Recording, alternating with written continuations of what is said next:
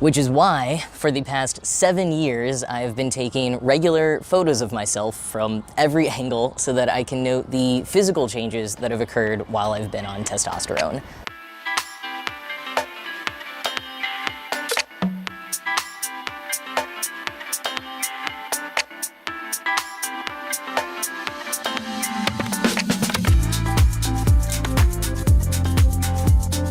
I can definitely feel a little silly setting up a photo shoot just for myself and posing for all of these photos, and even sillier sharing the process with you now. But the photos have proven to be incredibly useful in spotting how my body has changed. Mostly from tea, yeah, but also from aging. I've even been able to keep an eye on things like moles that could be concerning that I may not have otherwise noticed.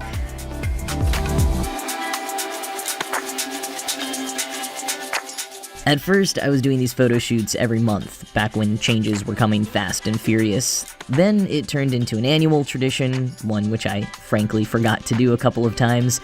But the ritual of it, and more importantly the records that it creates, make it so worth it to me.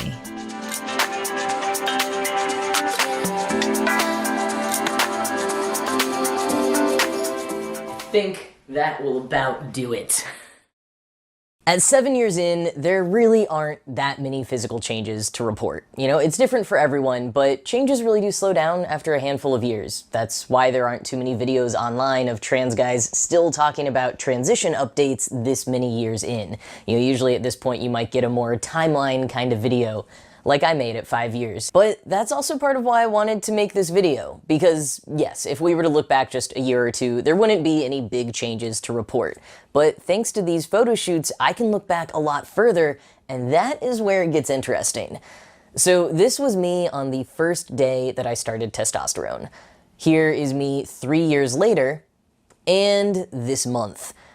I guess the beard and hair are really the most obvious changes, but hey, I wasn't really able to grow even halfway decent looking facial hair until the past year or two, so that counts. It's really been filling in more on my cheeks and slowly but surely sprouting on my chin.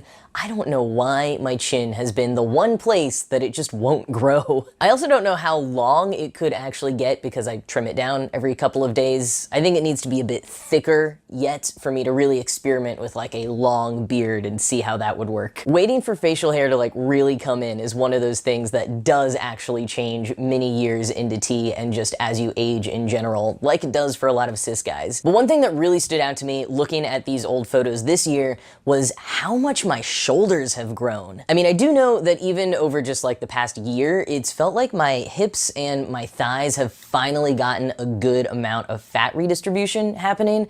I judge that mostly just based on how my pants have been fitting, although that might actually just be muscle loss from skipping leg day for like the whole pandemic. But overall, like my hips really have never gotten much smaller at all. What has changed is my shoulders, apparently. You know, not only are my shoulders much bigger, but they're now substantially wider than my hips.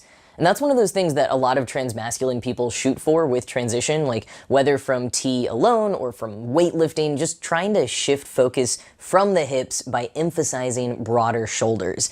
And I hadn't even realized the extent to which that had just kind of happened. I mean, like, I do push-ups and chin-ups most days, but I'm not a big weightlifting person or anything, so this is mostly just from T. And my scars have faded more than I realized, which is cool. I got top surgery about 6 years ago, and you know, for a while it seemed like, because my chest hair had kind of concentrated along my scars, it seemed like the hair actually made the scars appear more prominent, like some trick of shading or something. So basically, I was shaving my chest sometimes, like if I was going to the beach, just to see if it actually made them less visible, which I think it paradoxically kind of did. But over the past year, I've gotten a lot more chest hair above my scars too, so I'm not really sure if I want to like shave my whole chest, because it's kind of cool seeing how much hair I can grow on my chest now, so I don't really want to get rid of it. even though it would probably grow back very quickly. Maybe one day I'll actually get pecs big enough or enough thick chest hair to mostly obscure my scars. It doesn't really bother me though. I'm pretty happy with how much they've faded, really. And while we're here, I'll also just show how much my body hair in general has exploded over the years. So here's my legs basically pre-T, and here are my legs now. Of course, like most trans guys, the place where my body hair grew the absolute most and the first place that it grew a ton was my butt, but I'm not gonna be showing you my bare backside today. You gotta go to OnlyFans for that. I'm just kidding. I do not have an OnlyFans. Oh my gosh, I'm way too much of a prude. I've never even been on OnlyFans. That is not shaming people who are. I just I get very embarrassed by thinking about it. Oh my god, no. I do not have an OnlyFans. My eyebrows have also successfully recovered from being overplucked during that super thin trend of the early 2000s.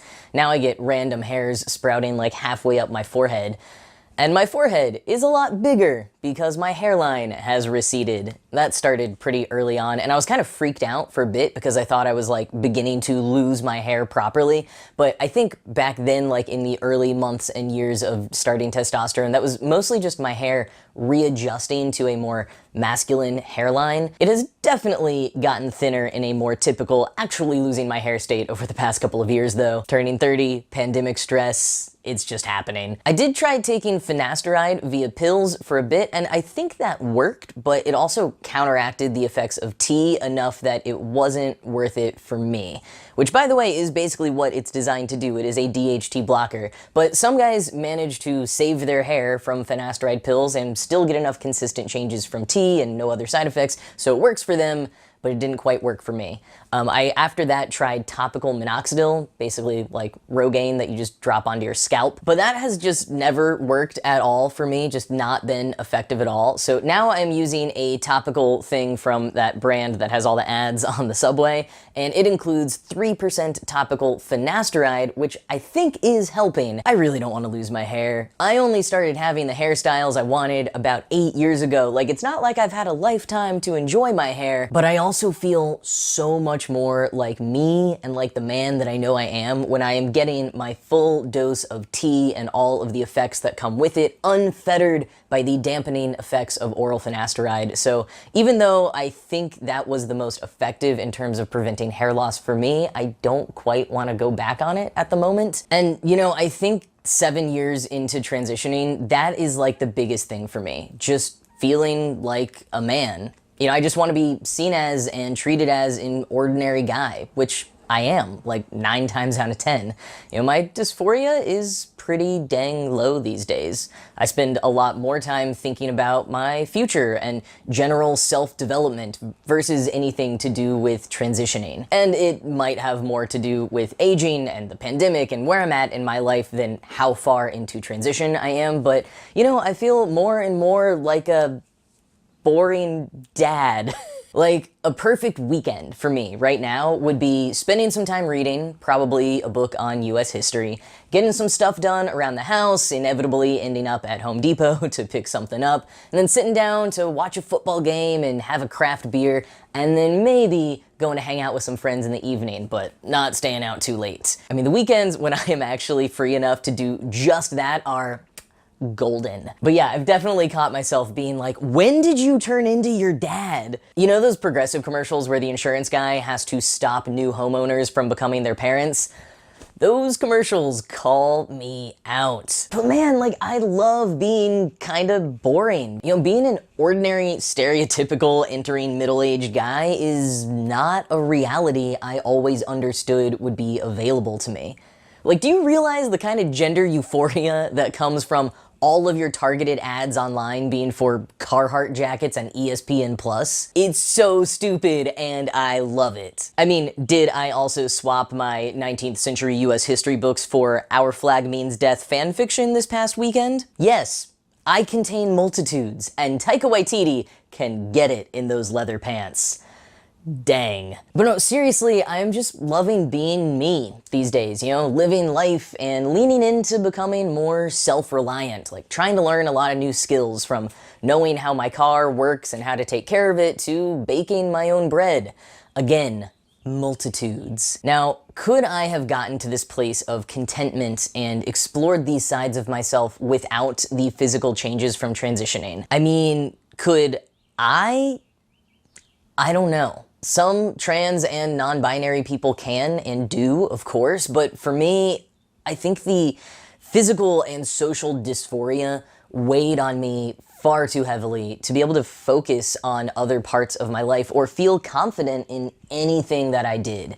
I mean, it is really astounding just how much mental space dysphoria can take up, and how not feeling at home in your own skin can make it so much more difficult to do anything. Plus, there is something to be said for the mental and emotional changes that hormones can cause as well. You know, having the right proportion of hormones coursing through my body just makes every part of me feel like a well-oiled machine, just doing what it's supposed to be doing. And you know, just like when I watch my plants grow and every new phase feels exciting and like such a huge accomplishment, most of medical transition has kind of felt the same. Like at every phase, I've just been like, heck yeah, that was so right for me and I feel so much better. But there were also a lot of times in there when I was frustrated, when I felt that some changes hadn't happened soon enough, and when the kind of life that I am living now still felt like a cloudy pipe dream I may never actually experience. I want to make a larger video on this someday, but I think there are some serious slumps that can come in the early years of transitioning, when you feel like you've done everything you are able to do and changes just still aren't happening how or as fast as you thought they would. You know, I am so glad that there are so many more trans masculine people sharing their stories and their transitions online now, because for so long, and this is still kind of the case, but it is getting better, but for so long, the only examples we saw were of white, thin, able-bodied folks. You know, people who look like me, but with more muscles and better hair. And there is still a bit of a bias towards the people who post photos and videos of transition often being the ones who have had the most substantial or quickest changes, because they're probably proud and excited to share, more so than someone frustrated by certain changes not happening. And because those kinds of posts get more engagement, the algorithms reward them, and on and on and on.